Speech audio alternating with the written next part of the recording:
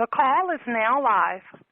Okay, good day, everybody. I'm really pleased and honored to be here today with this monster that took me probably cumulative 22 years to get set up and 5 years of more intensive effort. So I'm really glad you could all be here, and I may tell you a little bit more about that story a little later. But as you know, I'm going to be interviewing Tony Robbins about his business acumen and some of the lessons he's learned, and I'm going to talk about him in a little more detail. But first, what I wanted to do was have you all welcome Tony, and I want you to say, welcome, Tony. This is Bill from, and give the city and state you're calling in from, Lincoln, Nebraska. And if you're calling in from another country, give us, Perth, Australia. So if you could just open the lines and let them know when they're live, and just everybody say, hey, Tony, this is Bill from, and give your city and your country or your state.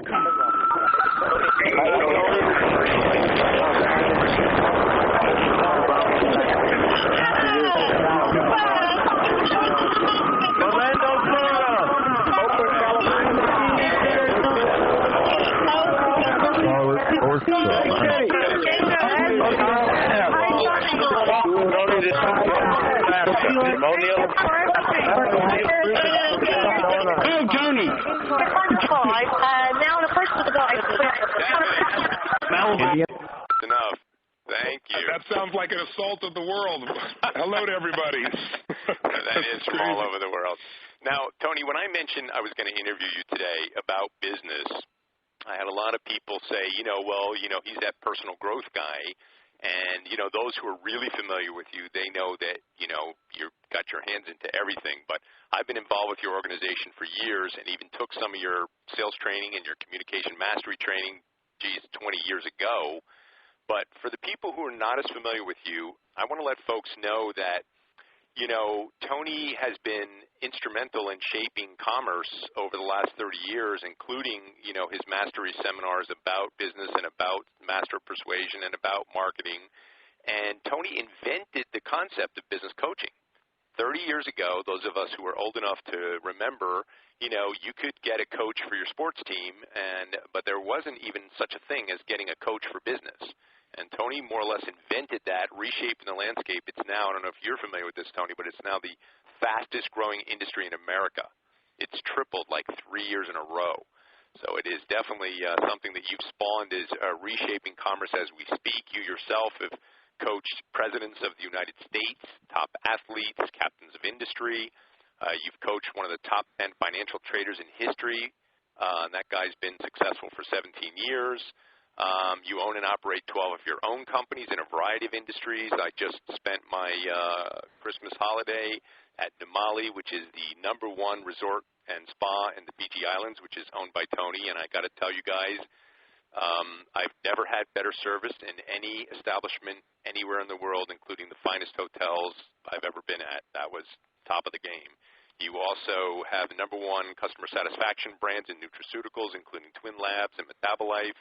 I know that you run a couple of practice management companies for doctors and professionals, TV production company, education business. Tony has another major accomplishment, and that his brand is, earned $1 billion. I don't think anybody else in the training field can say that. I know that that's an aspiration of mine, and that I'll may be lucky if I ever achieve. And then, you're a heck of an entrepreneur. I just want to give my personal endorsement. I went after Tony 22 years ago to get him as a client. It took 3 months in those days, and he was already a very famous fellow, but it took 3 months of my best stuff. And those of you who are really familiar with my work, you know that I have some pretty good stuff on how to get appointments with just about anybody. But we had an appointment. I went in. I spoke to Tony. He had, at that time, the president of that company grind me on my rates for about 6 months.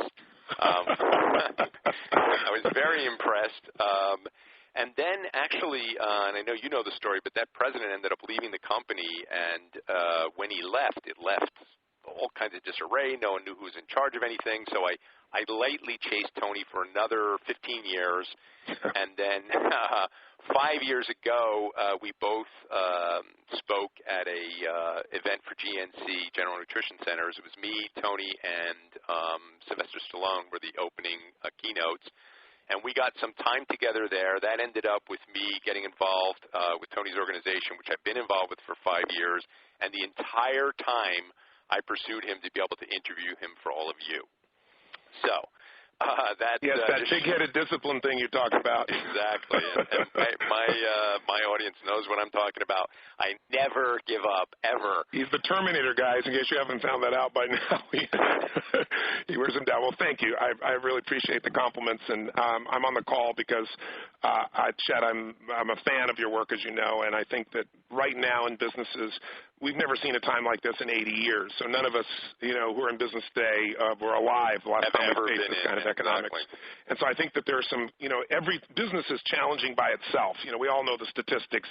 Half businesses are gone within a year, but what's crazy is within 10 years, businesses that have been around for a decade, 96% of them are gone. 4% survive. And if you take it out to a 20-year range, it drops to the floor. And then you look at a situation like you've seen on Wall Street. You see 100-year-old firms that were worth billions of dollars that are gone. So I've been always passionate about how do you help people do turnarounds? How do you make real transformation? And I've done it with individuals, but as you say, I've done it with a variety of companies. So if you're not familiar with what I do in that area, I started out working with individuals saying, okay, going to people and saying, give me your worst problem. I don't care what it is. I don't care if you've been in therapy for 10 years. Come see me and I'll handle it in 1 hour. And that's how I launched my career in, quote, coaching. And I made it coaching because I didn't want to be a motivator. That's not what I was doing. I certainly believe in energy, and I believe that energy is, you don't want to learn in a boring fashion. You don't want to be in a position where you're going to learn something and not apply it. So I wanted to have something different, and sports was the metaphor for me. And so when I started turning people around in one session who've been in therapy for years, that grew into me working with sports teams. As athletes, it was so easy to demonstrate when I took, Andre Agassi, who has been number 1 in the world and dropped to number 32, and, I do one session with him, and he goes back and he wins 4 out of the next 6 matches, and he's back at number 1 within 6 months. He gave me tremendous credit. All of a sudden I had him. I had the LA Kings. Then I had the privilege of starting to work in the political field, with President Clinton, with Mother Teresa, with Nelson Mandela. And then it grew into businesses, and primarily it grew into businesses because, I looked for the lessons I had in my own life. And all the pain, all the problems I faced in business as an entrepreneur, I had to find answers for, same way I did in my personal life. And so it kind of grew out of that. So as you say, I've got businesses in everything from, the nutraceutical business with Twin Labs and Metabolife and Dr. Andy Weil and Nature's Herbs, a fairly large company there, a whole group of companies I did an amalgamation of, to my resort in Fiji, which, I built from scratch. So I love business and I love turning people around, and my mission right now is to really bring people the best of the best. My entire career has been based around the idea of modeling. Modeling is this one fundamental that all of you on this phone know, even if you don't call it this, because you wouldn't be on the call otherwise, and that is, if you understand success leaves clues, then you're not stupid. Most people understand the power of OPM, other people's money, but you can get other people's money and still go broke. You can spend it all very, very quickly in the world we live in today. What's really more valuable in my experience is OPE, which is other people's experience. And if somebody has been able to take a business from scratch and run it up to $100 million or $500 million from nothing, and they've been able to do it over a period of enough years, and it didn't just happen overnight, they're not lucky. They've adapted, they've learned lessons, and I'm constantly studying that as much as I am studying the guy that is happy. If you want to be happy, you got to study happiness. If you want to be wealthy, you have to study wealth. So for 30 years, I've been making it my passionate study, and part of why I agreed to this call is because I'm going to partner with Chet, and I want to bring the best of the best. I've gone out and I've this last 6 months been modeling the very best marketing people in the world, because right now your capacity to run your business comes down to 2 primary things, marketing and innovation. Peter Drucker said, if you want to know what business is, it's those 2 items. Everything else supports innovation and marketing. If you don't market, it doesn't matter how innovative your product is, and if you don't innovate, in the marketplace like we're in right now, you're dead.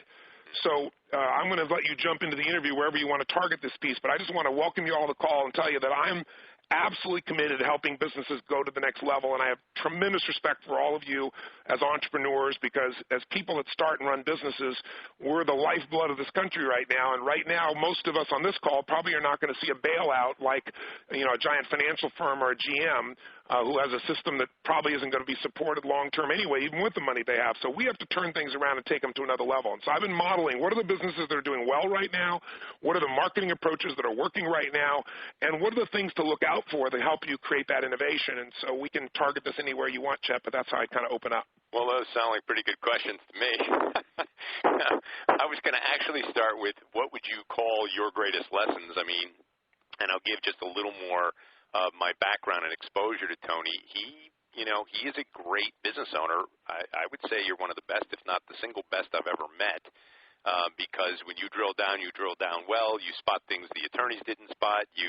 Tony is a really good learner and a great judge of character and people, and this guy is a terrific business owner. So I wanted to sort of ask you, what would you say are the top 3 most important lessons that you've learned as an entrepreneur and as someone who's coached some of the world's, greatest entrepreneurs? Well, I divided up in two elements there in my head as you're describing this, Chet. I think one is what's the most important lesson for you as the owner entrepreneur, and the other is just what's the most important lessons in business. There's so many, but I'd say the biggest challenge that I'd put out to everybody listening right now is the question of why did you get in your own business? I bring this up because the reason people get into business, they often forget, and their business starts to take over their life. If I were to ask most of you on the line right now, why did you start your own business? The majority of people will say some reference that leads to more free time, more freedom, control over my own life. Boss. Yeah, and the ability to earn, have my income have no limit to it. But when you look at most business owners, do they have more free time? And I hear new people just brand new getting into business. They say, I'm going to start my own business. I have more free time. I say to them, that's like saying I'm going to have a baby so I can have more free time. It just doesn't work that way in the beginning of a business, as anybody on this phone call knows. So one of the things that I think is critical in business that's been a giant mistake I've made in some of my early steps, and I've not only seen it myself, but I've seen it with some people that have made just fortunes and lost them, is that you have to begin this business. And when I say begin the business, you're already in it. You got to ask yourself, what did I get in the business for, and am I really achieving that? Because pretty soon your BlackBerry's running. What most people have is a paid job. And I'll tell you how you know if you have a job or a business. One question you got to be able to answer for me. Do you have an exit strategy? If you don't have an exit strategy for this business, you don't have a business, you have a highly paid job, meaning you are working hard, supporting all kinds of people, running something, but without an exit strategy, you really, truly don't have a business. A business is supposed to support you so that even if you don't want to, if you ever needed to, you could clearly sell this business, you know the type of return you get for it, and it would create for you financial freedom. But most of us become so identified with the business itself that we get caught up that this is our identity, and we don't pay attention, does this business make any sense in the current marketplace? Or we don't pay attention to, am I running this business in a way that meets my needs, which is good for right now, or am I running this business in a way that long-term I'm going to have the ability to sell this business? My guess is most of you, even if you don't ever want to sell your business, want the ability to be financially free. And there's nothing that you can get a greater return on and have more control over than your own business. So the first question I'd ask everyone out there is, do you have a clear exit strategy? Do you have a plan that shows that if I wanted to, I could get out of this business? And I don't care what kind of business you have, there is an exit strategy if you think about it and you plan for it. And if you don't, you're going to find, not only do 96% of all businesses fail, but try this on for size. 94% of all those businesses will actually go under eventually because they won't be sold. They won't be passed on to the next generation. Everybody says, well, I'll pass it on to my son. But your son comes in and says, I don't want to do what dad created, 10 years ago, or mom created 10 years ago, or 20 years ago, or 30 years ago. Those are the facts. So most businesses die. And so I would say to everybody here, the first mistake I've made is I've entered businesses in some cases, not for business. I did it because really it was just my mission, and I pretended it was a business for myself. So when you do that, you set yourself up for failure. So I'll give you a quick example. Let's say you're even a medical doctor, a chiropractor. You've got a practice that really revolves around just you and your mindset, and that might be, Tony, there is no exit strategy in this case. I can sell my customer list, but that's not going to amount to much. Well, I'm in the practice management business. I have one of the fastest growing practice management companies in the country, Fortune Practice Management, and we take business owners, doctors, who are great, great artists. Now, let me clarify what I mean for a second. That's a good one, yeah. If you and I talked about this, Chet, I don't care how successful you are. We all have a nature And when you're stressed in life, it's because you're doing something consistently that's outside your nature. So most doctors, think of it as three natures. One is an artist or a skilled producer. This is somebody who is like a genius salesperson, a genius software developer, an extraordinary doctor, just creative advertising genius. Businesses usually get started by somebody who works for somebody else and goes, these guys are idiots, I can do this better, and because they have an extraordinary talent, a gift, there's something that they're a skill, an art that they have that's just spectacular. So they start the business based upon that, and they usually, early stages, you can run a business based on that. You're this incredible fashion designer, and you're brand new, and you can create cool stuff, and somebody says, I want a green suit. You say, no problem, I want a green suit. But as you get bigger, you don't have that flexibility, and you have to deal with people that are less skilled than you are, and it starts to hurt. So some people at their core are really skilled producers. They're artists that got into business. And those are the people who usually have no exit strategy. They build their business, and in the end, they can do nothing with it. So a doctor is a perfect example of this. Here's the strategy for an exit strategy even for a doctor. Most doctors have a life cycle, and we're going to talk about this next, which I think is the most important thing to talk about, but let me just lay this foundation. There's a life cycle to your life, stages of your life, a springtime of your life, a summer, a fall, a reaping time, hopefully, a winter when, you take life in at a different level. You can think of them at 0 to 20, 21 to 41, 42 to 62, 63 to 83, and if you're lucky, 83 to 103 in an extended winter. Every season of your life provides different opportunities and different challenges. You can predict certain problems at each season. When you understand both your nature and the season you're in, you can have the most incredible time with your life and with your business, and if you don't understand it, you're in trouble. Okay, well, you only gave the first of the three. Yeah, I know. I understand where I'm going here. Let me just follow with me for a second. Okay. Each of those seasons is affected by what's happening at that stage of life, what's happening in that stage of your business, what's happening at that stage of the economy. But it's also affected by what you love to do most. So the doctor, who's the talent, he's got this gift. He's this skilled producer of incredible value. What he'll do is he'll go in and he'll begin that in early season in his late 20s, mid-20s. He's gone through school. He's gone through this process. And let's say he borrows a ton of money, and now in his early 30s, he's building his practice up. Well, in your early 30s, early 40s, maybe even early 50s, most people are gunning. They're going for it. But most people, as they enter into stage 50 plus, they start to look at their life and say, damn, I've worked for 30 years or plus. I really, I want to play more golf. I want to, have more time with my family. I want to travel more. And so what happens for this doctor is he'll usually be in a position where he has no exit strategy. So he goes out and he gets in that 50s and he says, I'm going to see a few less patients. I don't want to work as much. He's gone a little bit. And so what happens to the value of his practice is gradually as he works less and less, the business gets smaller and smaller. And when he goes to sell it, he sells it not at a peak. What I show people is if you have an exit strategy, the first thing you teach these guys, and when you're in your late 30s, early 40s, whatever you think is going to be near your prime, you want to sell half that practice to a younger partner. Somebody's at a different stage of life who will then take the arc. You can now start to do less, they can do more, and then you sell the second half of the practice to them at a multiple that's twice as much that they've helped you to build into. It's great for the doctor getting in partnership. It's great for you.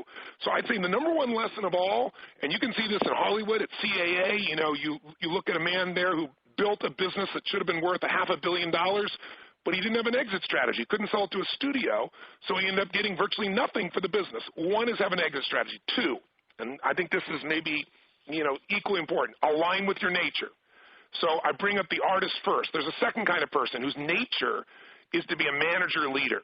You love to manage people. You love to make it happen. You love to watch those systems. You like to monitor and make it happen on a daily basis, and that's what you live for. You're going to be good at it. If you're the kind of person that likes to serve the patient, you're the person who likes to do the art, you're the person who likes to do the selling, you're the person who likes the software, you're not going to be a good manager. Doesn't mean you can't manage, but you're not going to be good. It's like, what would you do if money wasn't the object? And the third type of person is the entrepreneur. The entrepreneur is somebody who lives to create the startup. They love to put a system together. They love to pull together a group of incredible artists, incredibly talented people, incredible manager leaders, and they take the big risks. That's the difference between an entrepreneur really and a manager leader. Both can lead. But the entrepreneur inherently can take the risk. They can take the gut check. They can lose $1 million and go, holy shit, but I can turn this still around. If that's not your nature, then you're going to have a lot of stress in your business. So right now, if we were talking to people on the line, and I've done this really fast, I take this people through a process that's quite emotional and quite, targeted. But at the fundamental level, if I asked you, what is it that you live to do in this business? What do you love? Do you love managing people? Do you love the startup frame? Do you love the creation of things, a product, a service, an element, delivering something? If you know what you love, that's what you're going to maximize. And the first thing I do with business owners is say, look, if you're going to create a business that makes sense, do three things. These are the three lessons. One, have an exit strategy. And again, this may sound kind of out there for you right now. It doesn't mean you have to sell your business, but if you're starting your business and you don't have a clear idea of who you're going to sell it to, how you're going to sell it, what the goal is, then you're going to find yourself at some stage being in a business that takes huge amount of time and energy and effort, and it won't be enough for you just to have the ego that you own the business and you make a nice income. You're going to want freedom, and so you've got to start with that. Two, know what your nature is. If you're truly an extraordinary artist, don't pretend you're a great manager. Because what's going to happen is you might be a good manager. Like, you might even be, a really good manager, but you're never going to maximize the business. So a business needs all three. It needs an entrepreneur who's going to take those significant risks. It needs somebody who's going to be a group of managers or leaders that are extraordinary, and it needs those people that are incredibly skilled. Now, personally, you and I talk, Chet, you're an incredible businessman. You've always built these businesses. You've turned all these businesses around. But the core of you is really what? Well, you taught me this. Yeah, it's the artist thing. Exactly. That's absolutely right. I mean, you're a genius at figuring out how do you maximize the marketing? What do you do to maximize the selling? How do you get this thing from here to there? You live for that stuff every day of your life. Now, you're a tremendous entrepreneur. I'm an artist first. I got 12 companies. I built $1 billion brand, but I'm an artist first. I'm an entrepreneur second. I only became an entrepreneur because my art didn't have a distribution channel, so I had to create it. I had to create this concept of coaching and building seminars of that size and scope. And there's very few people, there isn't anybody out there of our size and scope in the seminar side still. Nobody's putting 12,000 people in an audience. Yeah. But I did it not because I wanted to be an entrepreneur. I did it, frankly, because I really just wanted to share my gifts. Now, I'm entrepreneurial in my nature also, or I wouldn't have 12 companies. But what that lets me know is I have to be able to find great managers. My businesses almost always run into challenges because I build them up, I create them, they run like a rocket ship, and then I leave the business and leave it over to other people. And if I don't have the right managers in place, and I've had this happen several times, like I got to go clean up a mess that's disastrous. Or you end up in an economy like this where everybody's affected, and overnight you got to be able to step back in and turn those businesses. So exit strategy one. Two, what's your nature? If your nature is not the position you're in, you can take away so much stress just by finding partners that do the other things. You can recruit managers and leaders by giving them a percentage of profit, by tying them into a percentage of the business, depending where you are in the stage of the business, and get the very best that exists, and you will breathe differently. You can do what you do best. If you're not the person with all that risk, then you've got to bring some other investors in that are going to be stepping up and giving you coaching and taking that economic risk. But here's the most important lesson of all. And I started to talk about seasons. So there's exit strategy, there's your nature, and then there's the seasons. So think about it. What transformed humanity's capacity to have a great quality of life? The first thing was pattern recognition. You're great at this, Chet. I'm great at this too. Pattern recognition gives you power. The first giant pattern recognition in humanity's history that changed us, that moved us from hunter-gatherers to being able to have a community where we could farm, was understanding the seasons. That, here's the thing I want everybody here to listen to. Just one phrase, and remember this as long as you live, and then look at it in your own business. If you do the right thing at the wrong time, you're screwed. I don't care how smart you are. I don't care how good your product is. I don't care how great your service is. If you plant in the springtime, you're golden. You plant in the summer or the fall or the winter, you plant any other time than spring, you're in trouble. So, if you bought a house in 2007, it was probably the right thing to buy a house. Wrong time, right? I mean, you're screwed. You got a big economic, your house is worth less than what you bought it for unless you were really creative or you bought it in Dallas, Texas or someplace that's only gone down by 1.5% or, 5%. Anywhere else in the country virtually, you're in deep trouble. You're in L.A., it wasn't the wrong thing to do. It was the right thing to do. You just did it at the wrong time. Right. And you're seduced, and we all get seduced. We see what's working, we jump in it, or we get seduced by what's working at the time and we don't adapt. So here's the value of the seasons. There's a season to nature, there's a season to your life, and there's a season to business. Now, frankly, I'm going to give you this quickly. But write those down, everybody. Give those again, Tony, because he's going to give you like a framework here. So write those down. Give them again. There's the season of nature. That's obvious. That's just as a reference point for you. But in business, the seasons you got to pay attention to is there's a season of your business, a life cycle, if you will. And this is the most important thing I can tell you, and I'm going to talk to you about on this phone, I think, because if you understand this, it's going to help you to be able to anticipate problems, and it will also tell you how to solve the problems you're going to solve right now in a way that's lasting. And when I learned this, it helped me turn businesses around that, frankly, I didn't think could be turned around. So there's the season of business. There's a season of your, let's say, your industry. There's a season of economics or history, and there's the season of your life. So let's take a quick sample here. Let's work in reverse order. You understand seasons in nature. There are seasons in history that tie to the economy. I'll give you a perfect example, and then you'll see how this relates to your business. If you were look at 1,000 years of Roman history, 500 years of Anglo-American history. In every 80 to 100-year cycle, which we call a century, 100 years, it's based upon a long human life. That's how they came up with it. The longest living human is about 100 years old. Well, in that cycle, there's usually a 20, 25-year season where historically the same mental, emotional state happens overall for the culture. I'll bring it to common times, and it'll make sense and won't sound like this ethereal theory. If you were born in 1910, just think about this, guys. If you're born in 1910 and you come to the first, coming of age, right? Your 0 to 20 is your just beginning stage of your life, springtime. You come into the summertime. You're a young man, young woman, 21 years old.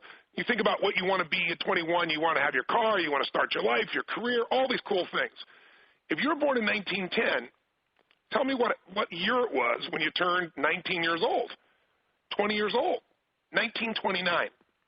Now, before that, the country was rocking, the roaring 20s. But all of a sudden, there was a brand new season. It's called winter. From 1929, if you came of age at, 19, 20 years old, at 1929, your world was completely turned upside down.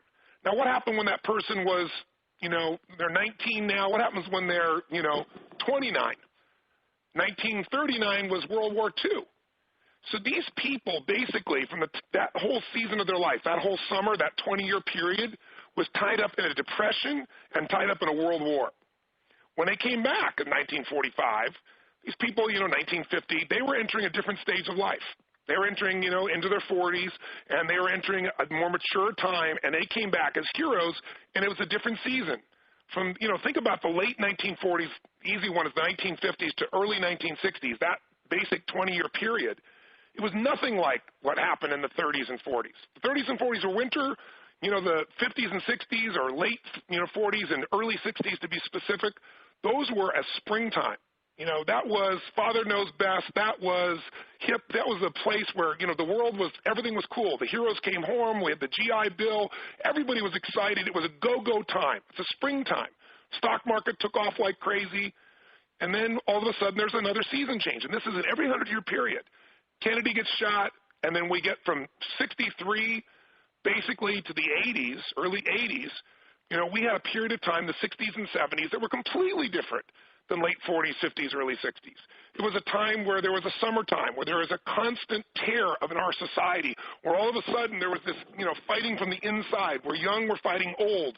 There was a constant internal upset where the values of our whole country change. This happens every 100-year period if you study history. I won't take all the time to walk through it, but you can read a newspaper from 100 years ago with an 80-year period, and if you didn't know it's that period and you hear what they're talking about kids and how kids are responding or the economy, it is spooky how consistent this is.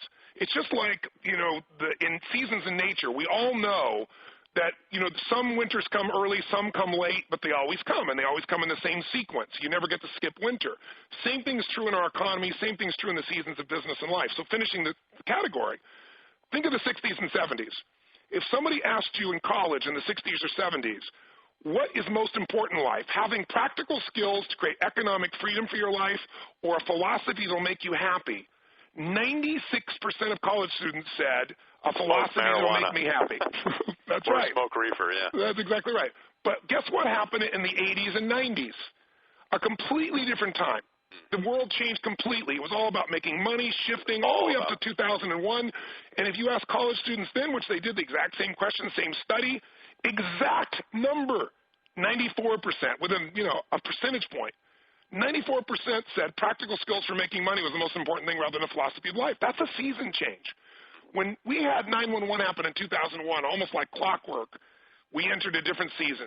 All of a sudden, to get on a plane, you got to be concerned. You got to be frisked. You got to go through things. It was the beginning of change in our society, and it's a winter time. Now, I tell you this because you got to know where you are to take advantage of it.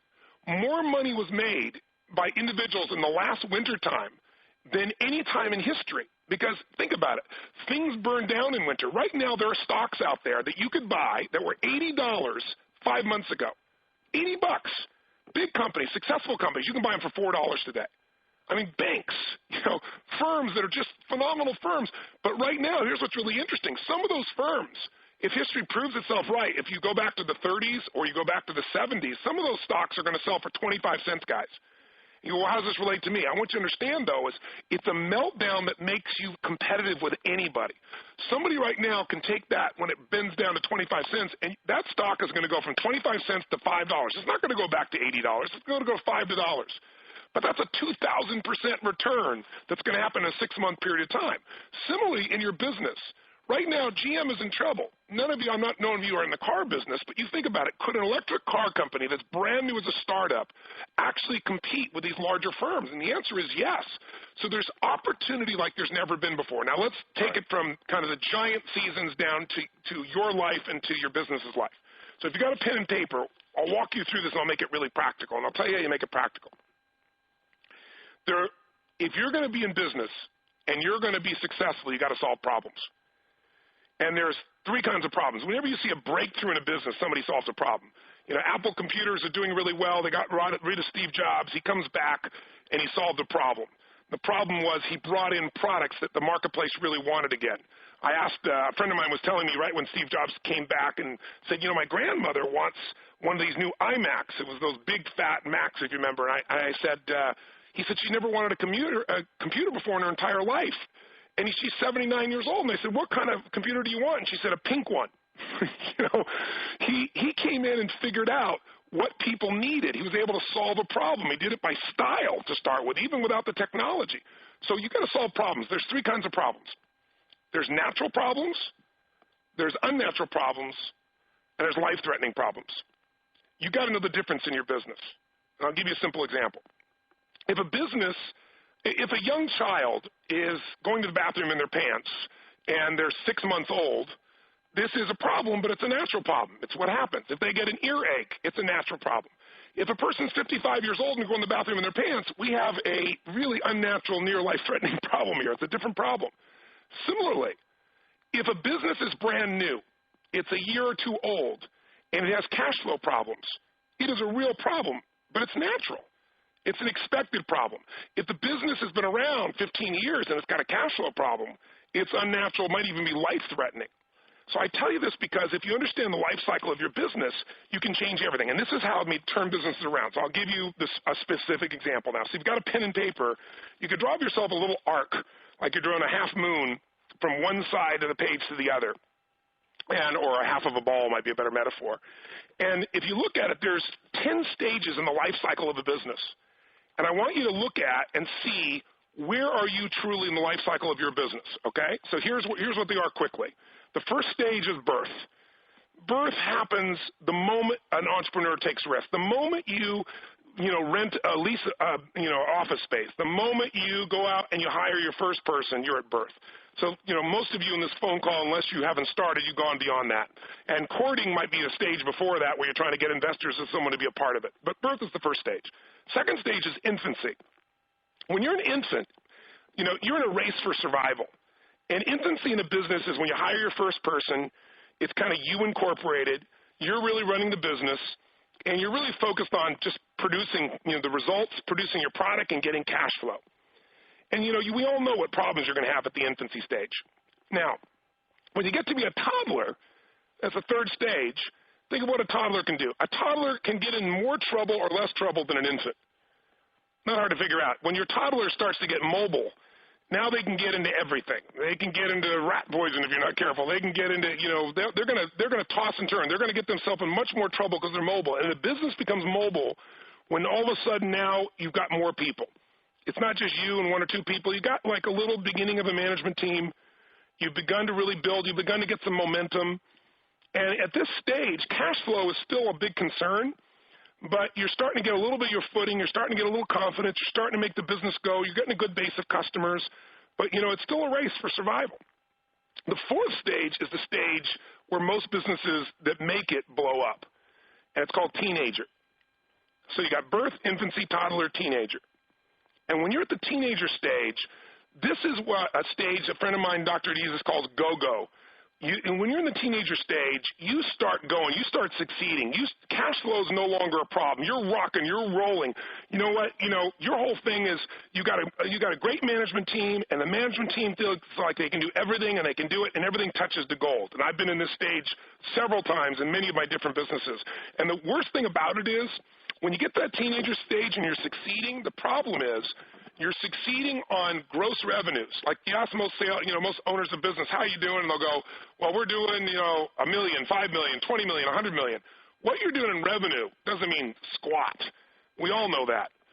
But most people, that's the identity element. And when you're in go-go, you're looking at, wow, cash flow is not a problem. We got plenty of money in the bank. We're going like crazy. But you're going so fast that you don't have the controls, you don't have the measurements in alignment with your business. And so you may wake up one day and go, holy shit, guess what? We haven't put all the costs here. We haven't accounted for all the costs here appropriately. We've been thinking we're making a 30% margin, and we're losing $1 or $5 or $100 every time we sell this product or service. And entrepreneurs don't usually find this out until it's almost too late, till they're at a critical stage. So at that stage, you got a group of leaders, you got kind of a professional team. They don't just rely on you, but you as the entrepreneur, you're driving the show still, making it go, and everything is succeeding. And here's what happens. What does a teenager do? How fast does a teenager drive their car? As fast as they possibly can, right? I mean, think about it. You're going to drive 100 miles an hour. They think they're bulletproof. Right. And unfortunately, they're not. And it's kind of like Vegas. If you're lucky, in your early teenage years, maybe you smack into a wall and don't get killed. If you're lucky, if you go to Vegas, you lose money in the beginning. Because if you make money the first time, you're screwed for life because you're always going back for that hit. Same thing happens to the teenager. I'll give you an example. Let's say you're in the shoe business. You start out in your birth, and you come up with an idea. You say, I don't even have money really for an office or for lease space here in New York, but what I'm going to do is I'm going to go right outside of Macy's, or I'm going to go outside of Bloomingdale's, and I'm going to, get a big van, and I want to put a big sale sign on that damn thing, and I'm going to have all my shoes out there for wares. And I think my shoes are so good because I'm such an artist, I'm so good at it, that people are going to buy them like crazy. And by the way, I'm using a real-life example. Yeah. And so, sure enough, you do this, and people buy like crazy, and Macy's gets upset, and, you eventually have to move your truck, but not before Macy's takes a note that you sold more shoes in half a day than they sell in 2 or 3 weeks. And people love your shoes. And people are coming back to Macy's going, where's the guy with the shoes?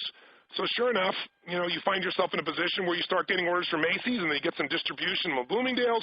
And very quickly, you go from infant, toddler, and teenager, and your business is rocking, baby. And so now you start to decide you're going to have your own retail spaces as well. You want to expand. Everything you're doing, everybody loves your shoes. So now you go out and you start leasing space in malls.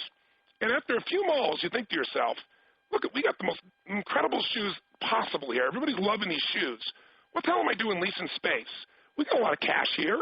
Why don't we go and let's open our own little strip mall? Or let's go, let's take a place here where we sell to other people, and we sell enough other people in this real estate space, and our space is free, plus we'll make money on the real estate. It sounds so smart at the time. And in fact, it makes you a ton of money. You're making more money on the real estate than you are on the shoes, and you are rocking till 2007 happens. And then all of a sudden, in 6 months, you lose more money on your real estate business than you did in your entire history of selling shoes. And by the way, that's what happens. and most of the time the business goes under.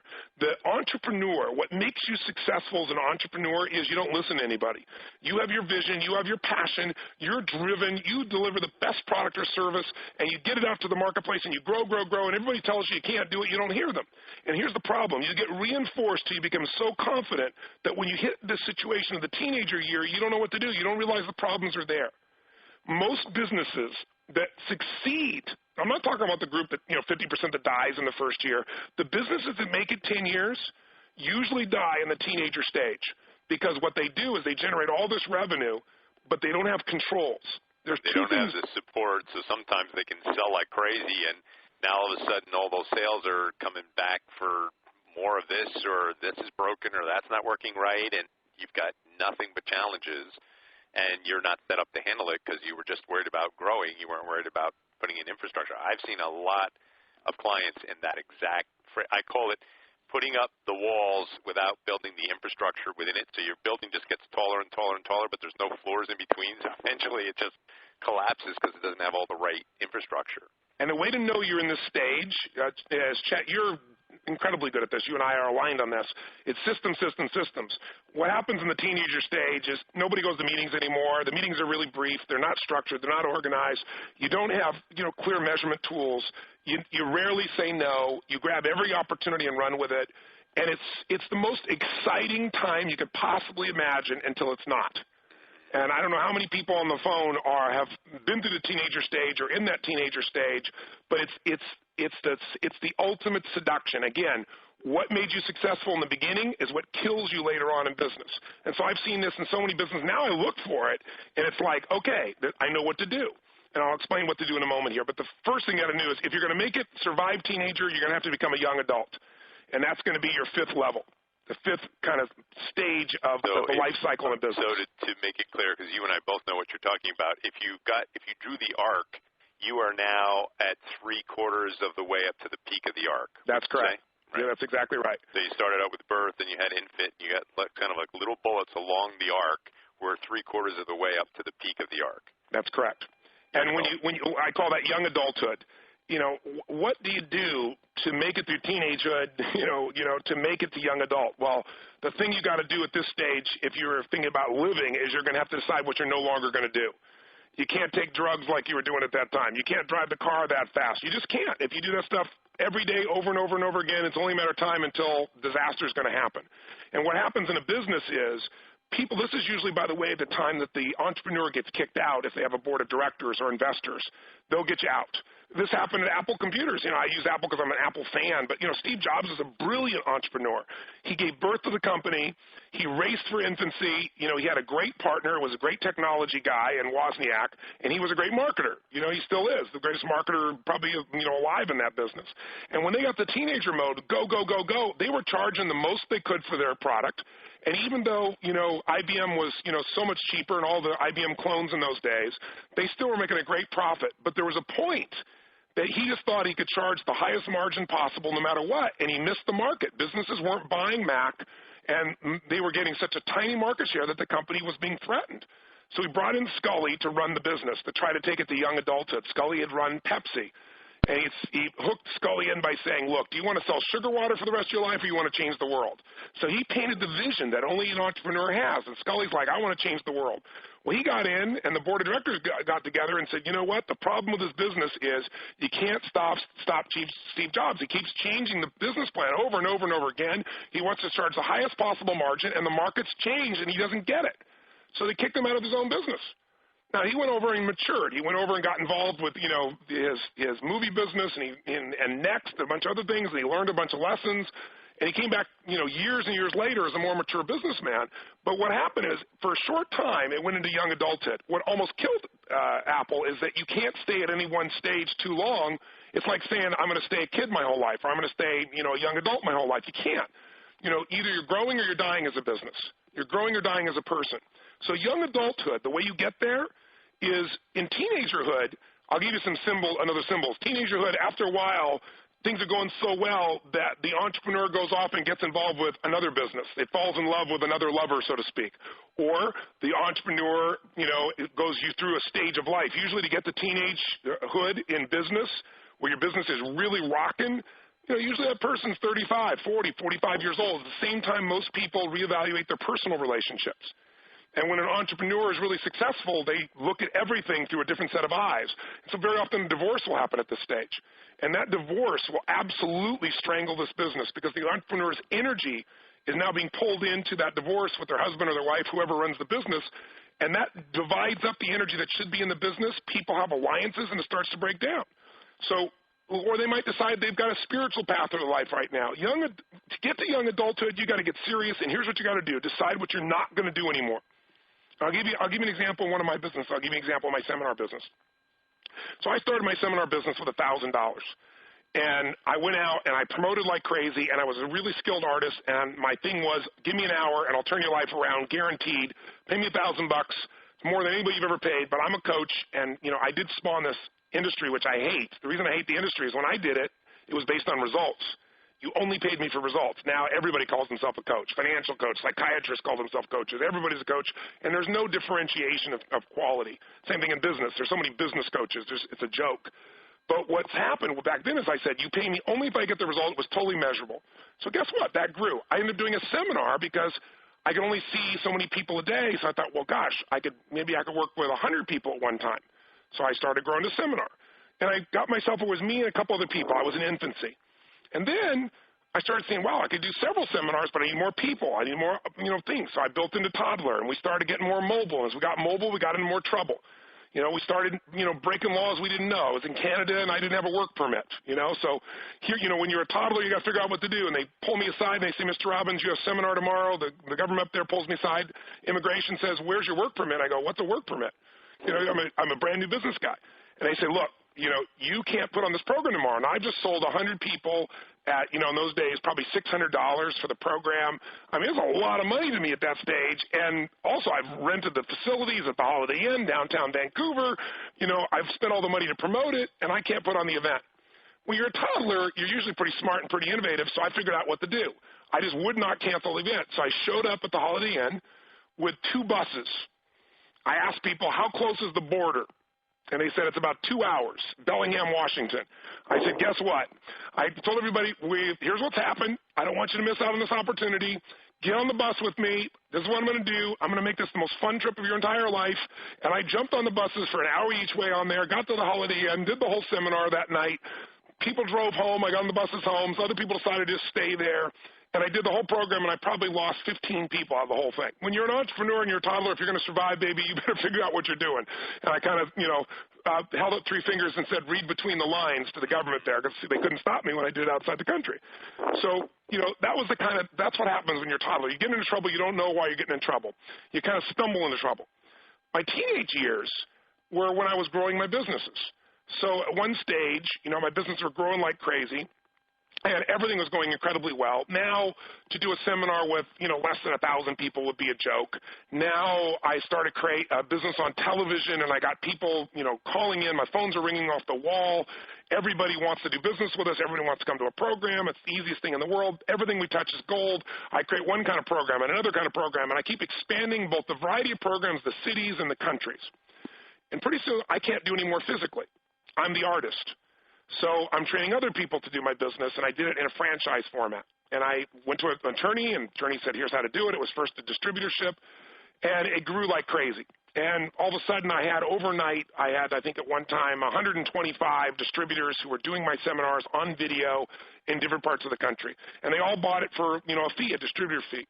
Well, they would tell me how much business they made. They'd say, we sold 60 units. And so we had a newsletter, and we put what people actually reported. But not knowing that many of these were brand new salespeople, brand new in their business, and they were counting business that someone said they hadn't collected at all. And so long story short, Chet, what ended up happening was many of these people didn't produce that many sales. So years later, some people come back, and they wanted out of the business, and they said this should be a franchise. So I went through a class action lawsuit where I'm dealing with this thing saying it should be a franchise, and I'm defending the piece. My lawyers put the thing together saying, no, it doesn't have to be a franchise. So we then converted to franchise so that, we wouldn't have any concerns with that process. And then people came in and said, you've reported false numbers. These people didn't actually do these numbers. They went back to the first newsletters. I spent probably 5 years and $5 million, which was a lot of money for me back then, on fighting these lawsuits, going through this process, winding this business down and getting it out because the fundamental structure was put together supposedly properly, but it didn't matter. It ate up so much time and energy. I built a mega event business where I had a partner in that business, and then after a while we split in our partnership, and I was running that business, and we were doing it in, let's say, 6 cities where we do 15,000 people events. So we decided, well, let's do this in 20 cities. Not realizing that we went to Norfolk, Virginia, that an 8,000 person seminar there was the biggest seminar they'd ever seen in history, but the amount of money it took to put on an $8,000 seminar, we're going so fast, we're putting 150,000 people in seminars, and we used to put 30,000 in seminars. Our accounting department couldn't keep up with it, so we thought we're making money. I found out 6 months later we lost $1 million that day. One day. Go, go, go, go, go, go, go. You follow me? So how we got to young adulthood was, I went, what are we not going to do? We have to decide, we have to have more controls. Another way of looking at this is this way, and I know I'm talking fast because I'm trying to give as much value to everybody there, and I'm trying to do something that I ideally show you in person and interact with you. So I want to get to Q&A here, after we do a couple of these things on marketing as well, but follow me on this if you would. In order for you to survive and get a young adulthood, think of it this way. There's 2 things you got to control in life and in business. How much flexibility you have and how much control do you have? If you try to control everything completely, you stifle it and kill it. If you have total flexibility, you have no control, and it's nice in the beginning, but it doesn't last. So when you're a kid, for example, when you're a brand new baby, you have absolutely total flexibility. What can you do? You can do anything you want. You can go to the bathroom in your pants, you can scream, you can yell, you can do anything you want when you're a brand new baby. As you get older, people aren't going to put up with that, right? You get less flexibility. At the same time, when you're a brand new baby, you've got no control. You can't even control your bowels, So, but as time goes by, you get more control of yourself and you have less flexibility. There's a stage when you're going to hit the prime, where you've got the most control and the most flexibility. Like in the beginning of a business, when you're in that toddler stage, as I said, somebody says, do this for me in green, no problem, I'll make it in green. I want brown, I'll do it in brown. I want it this way, I can do it that way. But once the business gets larger, you can't one-off everything. You won't make any profit.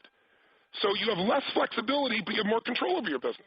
Well, to get to the teenage stage, you're really, really flexible, but you don't have enough controls. You don't have enough measurements. So at the young adult stage, now you start controlling things. You put in really powerful management systems. You say no to things. You decide your focus now becomes profit, not just cash flow.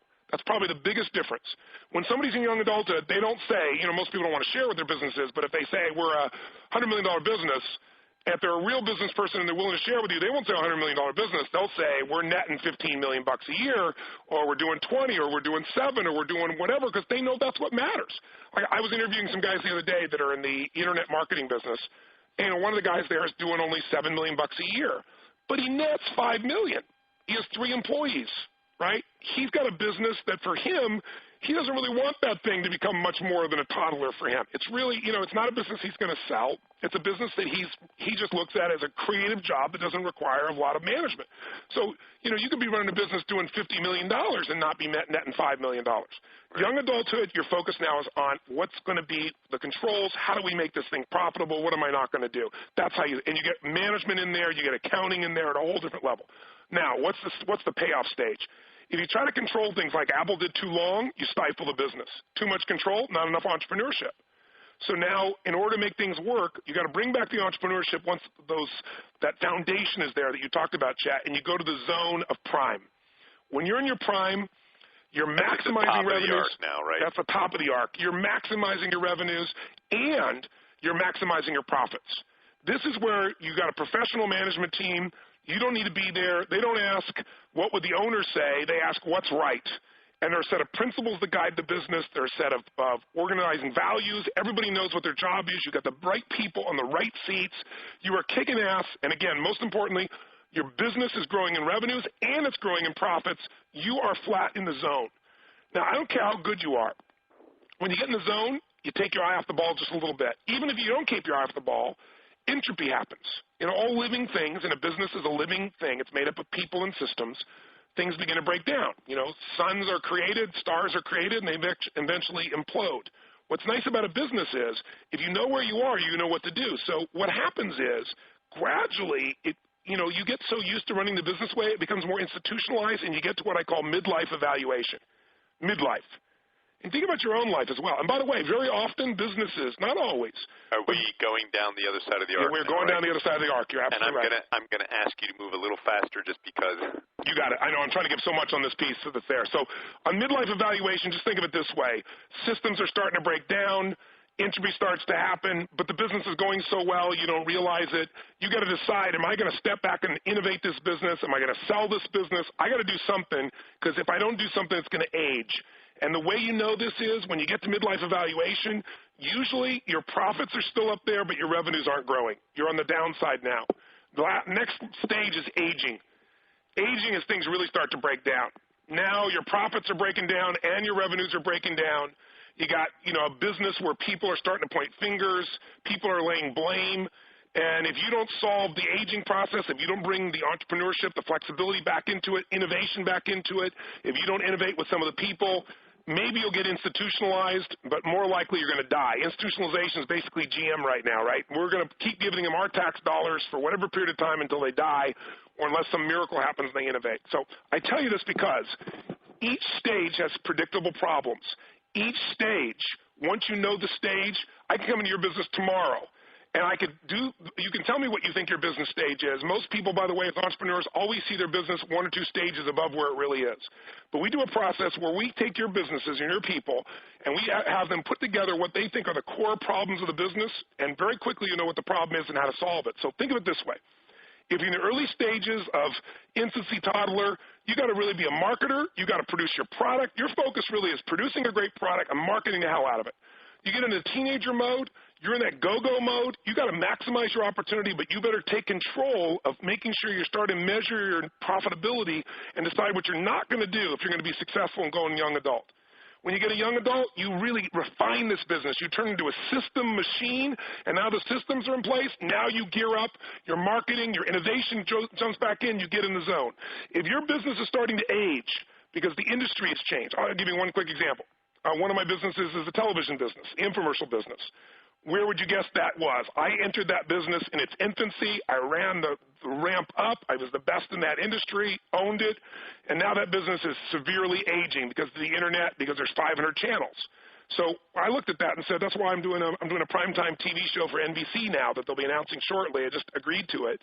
That, it's another way for me to do the television business because that business is not gone. The infomercial business is going to be gone. So you got to say, where is my business? Where is my industry? If I plant, 2 more after aging, though, right? Institutionalization and then death. Institutionalization is if you're keeping the business alive because you're putting money back into it and you're keeping it alive that way, death is obvious.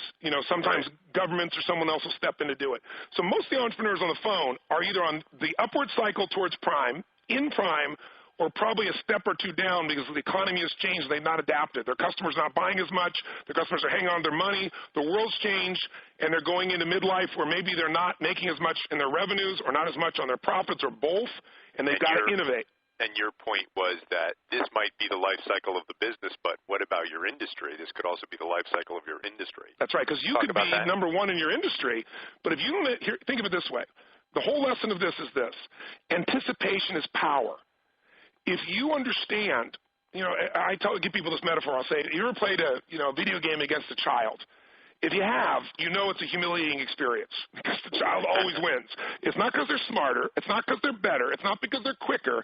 It's because they played this game before. They know the road ahead. They know the first bad guy's here and the next bad guy's there, so they can anticipate it.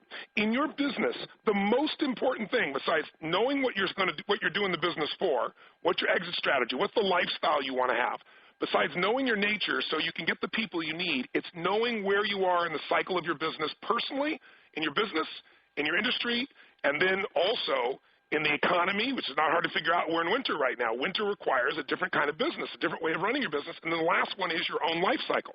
If you're in the prime of your life, you're 35 to 55 years old, wherever you think your prime is in that range, then at that stage, you better be looking for how am I going to sell this business or who am I going to bring into this business to be able to manage it, because otherwise it's going to age because you're not going to give it the same amount of time or energy or effort.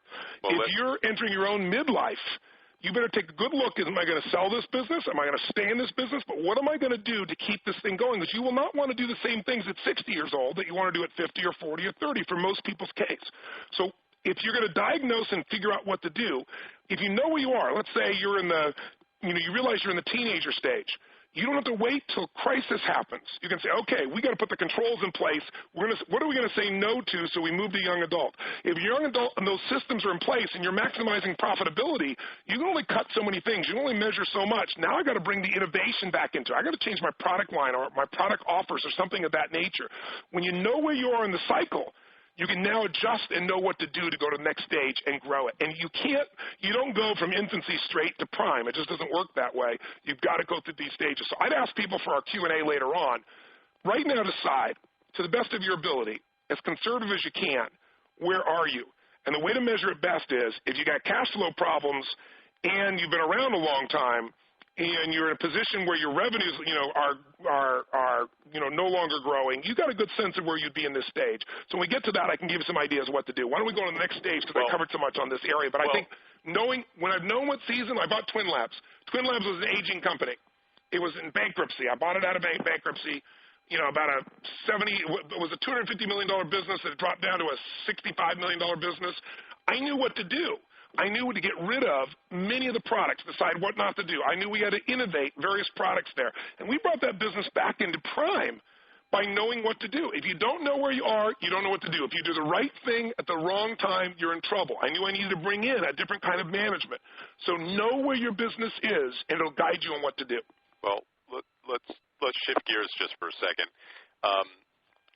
This a learning curve for me was significant. Like Tony, I have 12 different companies, and what's funny is some of them are in different stages all the way around this whole spectrum. Like some of them are, I've been doing it for 10 years, and, that's one model, and then other ones we've been doing for 2 years, and that's another model, and then we have others we're doing for 6 months, and it's already a teenager. It's growing like crazy. So this was profound for me, because if most of the people on this are really familiar with my stuff, they've read my book or they have one of our extended training programs, and my stuff is very nuts and bolts.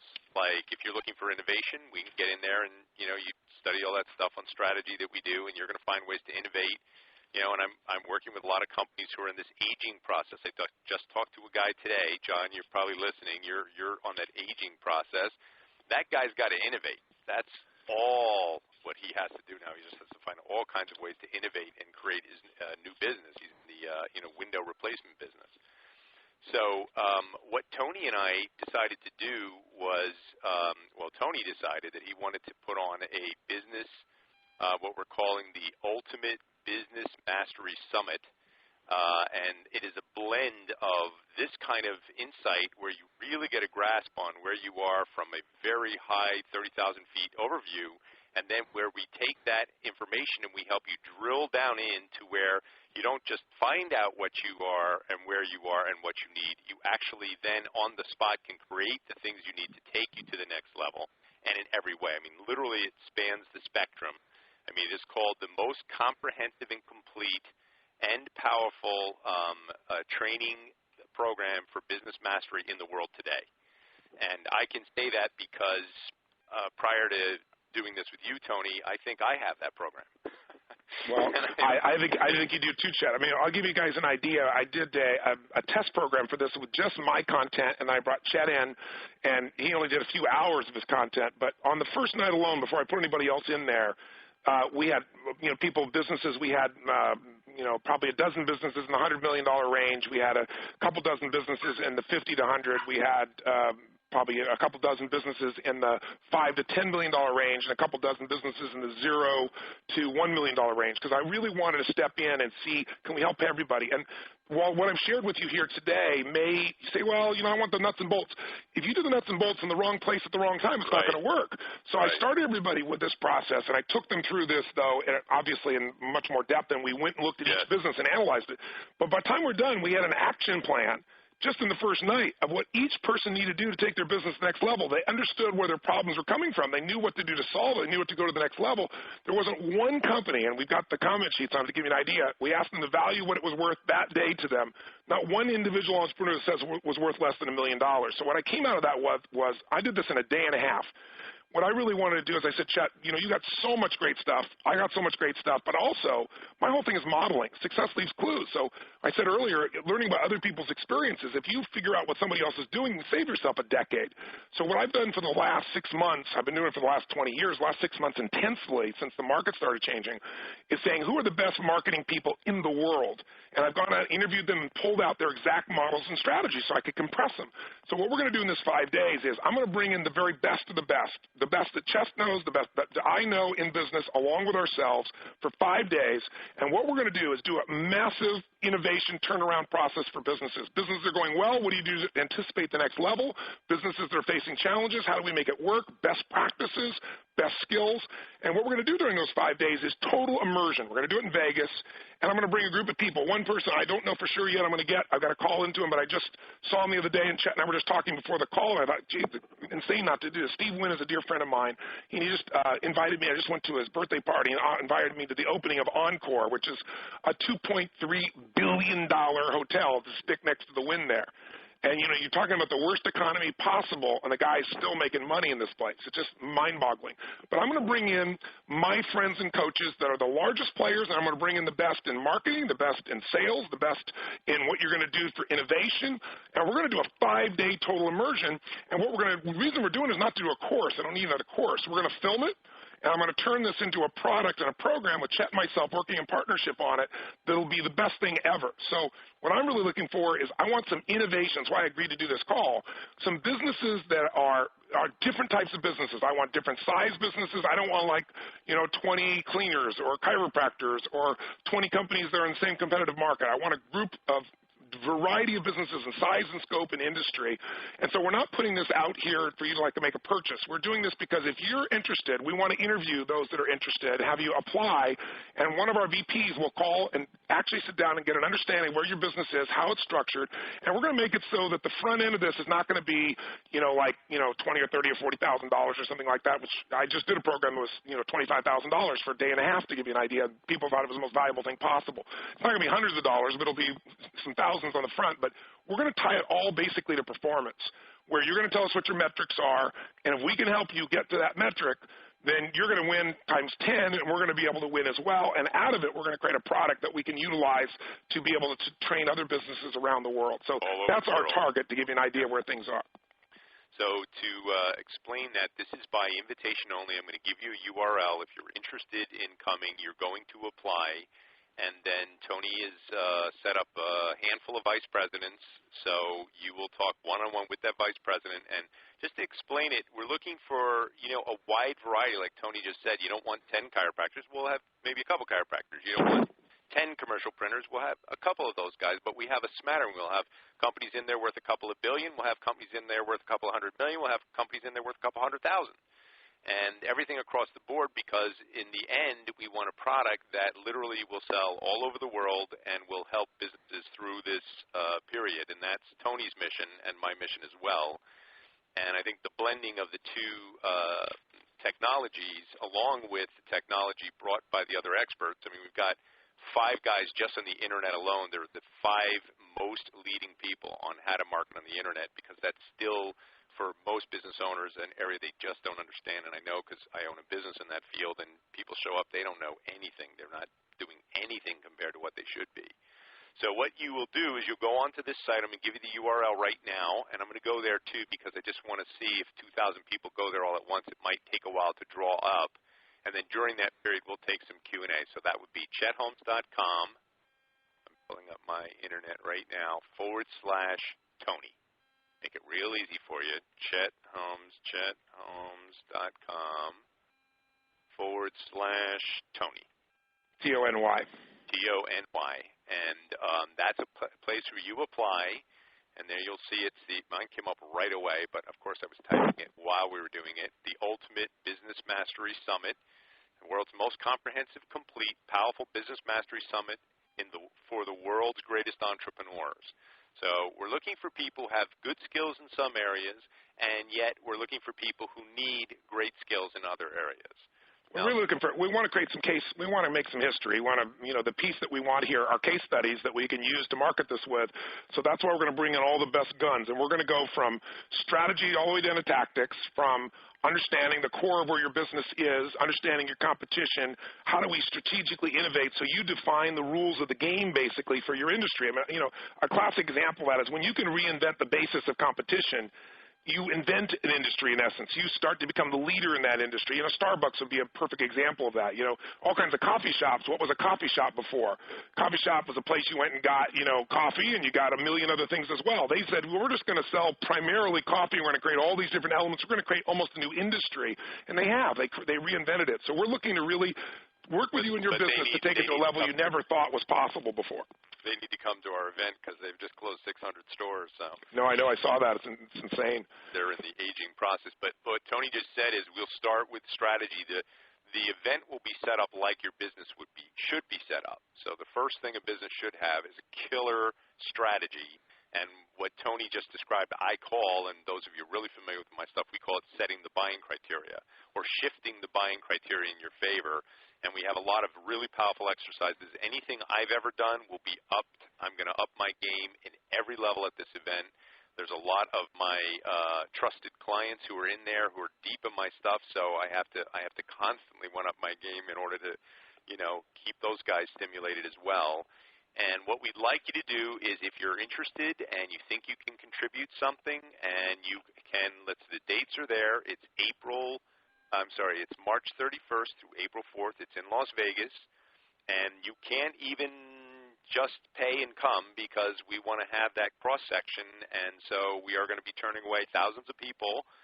We've got a series of these set up. We're going in 2,000 markets on radio. We're really hunting for the best of the best. People have something to contribute. People have big opportunities. People we can get a really great arc on your experience, meaning that, yes, some of you will be terrific at this, but terrible at that, and we'd like to be able to take you from terrible to great, and some people who think you're great at this might come and say, you know what, I really didn't realize how much further I could go. So what I'd like to do now, Tony, is give people the option. I promise a little Q&A, and you can ask Tony about this stuff. You can ask about your business. You can ask about the event if you want to. But for those people who are interested, the way this works is you hit your touchtone phone one time, you hit the number 1, and it turns on a light. And then, Stephanie, what I want to do is I want to take the first people who hit number 1, so in order, turns on your light. Then the operator can get your first name only, and then you ask your question, and we'll do 15 minutes of that, and off we'll go, and hopefully all of you will apply, and from that we will select just a few hundred that will be at this event, and we'll go make some history together. Yep, I agree. And we're looking for people, I'd also say, in all stages, too. So we are going to want some people that are in the early startup stage, not a ton of those, but because what that provides is a different opportunity. And also that's something that larger businesses need to see. One of the ways that a larger business innovates is to start to think like they're a brand new business, where they're not stuck with a certain product line or element, and they have a skunk works that allows them to transform the business. You've seen that happen in all kinds of companies around the world. Google is most famous for that, because what they've got is 25% of people's time is oriented towards skunkworks, doing things that aren't even related to Google, but that's how they got Google Maps. That's how they got other elements. So we're going to look for people that are in those birth, teenager stages, young adulthood, all the different stages of your business. And frankly, most people are wrong when they say where they think they are. And when you meet with their people, you get a much better idea of where they are as a stage of business. You know what? That's another thing we should really mention is that, I did a big event with Jay Abraham, who, by the way, is another speaker we have at this event. Yeah, Jay's coming. And we did an event together, and at the end of the event, we had people who brought their team stand up and say, were you happy you brought your team? And they were like, oh, my God, thank God I brought my team. Then we had the people who didn't bring their team. The CEO came, stood up, and asked them how they felt, and they said, you know what, I've got 5 days of learning curve here. There's no possible way I'm going to be able to share this with my senior team, and I wish to heck, no matter what it cost, that I had brought them. Now, of course, we will make it more affordable to bring additional team members, but I just want to encourage you, and again, the space is limited.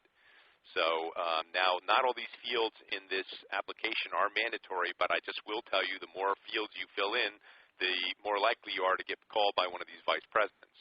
So let's go, Stephanie, with questions. Who's our first question from? Our first question comes from John. Your line is open. Hey, John.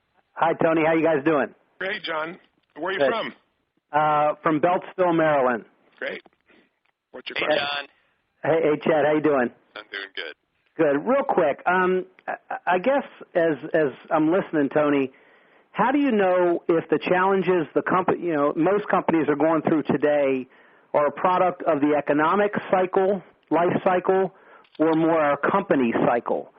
And does the economic cycle we're in, I feel like a lot of our clothes have been stripped off and we're kind of standing there naked, and our company's problems are being exposed. You had them all along, but it didn't matter because you were in a different phase of life and you weren't going to be effective. But now that the economy, I talked to this gentleman earlier today. That's why I know what he's saying. Okay, right. It's a really great question. It's more art than science, but here's what I'd say overall: if a business is healthy, it has maximum flexibility to adjust to any environment, and it has enough controls to measure what's working, what's not working, right? So you're able to adapt. If you're not adapting quickly enough, you're going to pay the roll. Now, everybody is being affected by the economy currently, but the difference in your business is, as you said, is it exaggerates the things that you were getting by with before. Like a rising tide lifts all boats. So, hell, when the economy is going extraordinarily well, everybody looks like a genius. It's like, an investor in real estate, they go out and invest in real estate when the economy is going up, or stocks, and somebody says, I got a 40% return. Well, no shit, who didn't? But the real question is when the market drops through the floor, that's when you find out who's a real investor. That's when you find out who the smart people are and who they're not. So what you have to look at is in your business today is every season affects things. So the one that matters the most, that affects things the most above all else, is the season your company's in. Because if your company is nimble enough, you can adapt. You may not want to, but you can. If your team is strong enough, you can make it happen. If you know how to take advantage of the Internet, if you know how to take advantage of a unique selling offer. So let's say you're in the car business right now. You could say, okay, is the car business really the cycle of where that business is as a company, or is that, let's say, local store, or is that car business the economy as a whole? Well, there's car businesses in California right now. There are two dealerships I was reading about the other day that the city is bailing them out because their sales are so through the floor and they paid so much in tax revenues in the past that they need to keep them alive. There are businesses in the same, car business or, selling a different car, and they're not getting bailed out, and they're doing just fine. They're not doing gangbusters, but they've done fine. So one way is really understanding how do I innovate. And innovation is sometimes the product, sometimes it's the service. Sometimes you have to change the goal of how you go about it. Sometimes you have to change the rewards of your people. You may be rewarding your people for things that are moving your business in the wrong direction. So, in teenagerhood, you reward people for sales. So they go out and sell shit, even if they don't make a profit. Your salespeople cut deals. It's crazy. Well, if you want to get to young adulthood, it's got to be based on profitability you start to give people rewards on. So, but if I was in the car dealership business, for example, I would sit here and say, okay, what is everybody else doing? If I was in my prime, if I was, moving at lightning speed, if I was going to innovate, if I was competing with somebody that's now aging, I want to do something different. So what do they all do? They all run ads on Sunday, and they all say best selection, best prices. Yeah, and who believes that crap anymore? What if you took out and you sent a letter to, let's say, if you own the car dealership, you said, okay, we are aging very rapidly. We're aging because we've been doing this business the same way. We've got used to it. Now the market's changed, and we're not flexible. So we're aging. We have to innovate right now. We got to get ourselves back in our prime. We got to do it yesterday with this economy. First thing I do is I would go out and say, okay, how many clients do you have from the past, let's say, 3 to 5 years? People that have bought something from you in the past. I'd be going to those people first. I wouldn't be selling like everybody else with this big ad, and I'd be sending out letters, and I'd say, listen, I know the government's working on a stimulus package, but I've got one for you right now. I know you want a new car. I know you want, you need a new car. You desire a new car, but you're probably putting it off thinking it really doesn't make sense right now. Let me tell you what I'm going to do for you. I'm going to provide a brand new car for you for the next 2 weeks, gas included, for you to drive and see if this doesn't just change the perspective on your life, the experience of your life. And here's what I'm going to do. If the margin of that car is $2,500 and you get, 50 people to come in, 100 people to come in, 10 people to come in, depending on the size of your dealership, that you weren't going to get before, and half of them take the car, and half of them don't buy the car, only half did, you're going to make a fortune on that deal. And then you can take out your ad that says, crazy car dealer gives away cars. I mean, you start to create an innovation. Now, people don't do that because they've been running their business so long. Another reason they don't do that is I was talking to a dear friend of mine, Evan Pagan, the other day, and he was talking about how people have a desire to get the best part of a deal, that it's built into us. It's kind of a sense of justice that we have that says, I got to get this best part of a deal. And there's a restaurant up in San Francisco he's telling me about that is, the news was covering it because the guy puts wine on the table, and it's just you pour your own wine and you let them know how much you drank. And the people are coming in, the guys from local, Action News, and saying, this is crazy. People got to be stealing from you. He says they are. And he said, well, then how can you do this? He said, look outside the door, and there's a line of people standing outside the door to get in this place. If you can get out of this mindset that says, I have to do business the same way I've done it in the past, if you can come up with a unique marketing proposition, a unique special offer, and if you can let certain people take advantage of you, but because they do, it brings people in the door like crazy, in the end you win. There's a study that was done where they take people and they have one person, it's a psychological study, and they have one person A, they get to be in a position where they put down how much of a certain amount of money, if it's $100, how much they're going to keep and how much you're going to keep, and B gets to decide whether to agree to it or not. So, most people say, I'll take $50, you get $50, it's fine. Some people get a little more greedy and they'll go, I got $60, you get $40. Because they're going to go, look, if you don't say yes, you lose out on the $40. And there's a tipping point where people will not even look at their best interests. If somebody says, I want $70, I'm going to give you $30, guess what happens? People say, screw it, I don't even want the $30. Now, you might say, well, that's easy when it's $100, but they've done this now, a study in India, where $100 is a month's income. And still at 70-30, people won't do it. What we have to think of in business today with the changing economy is, I got to look at my business and say, if I'm not adapting, if I'm not able to quickly provide the innovative products and services that are necessary, then I am not bringing that innovation. Or if I'm innovating so much, I keep changing products, but I don't have the controls to measure anything, then I'm in a different stage of life. So regardless of the external economy, there are things you've got to do personally to take advantage. And anybody can succeed right now who is innovative enough and has enough controls to measure what works. You're going to try something, it's not going to work. If you make that same offer that I just described and you don't know what it's going to cost you, it's going to cost you $50 worth of gas. It's going to cost you this much worth of, depreciation on these cars, but you're going to make this much if you've only 2 people out of the 10 keep the car.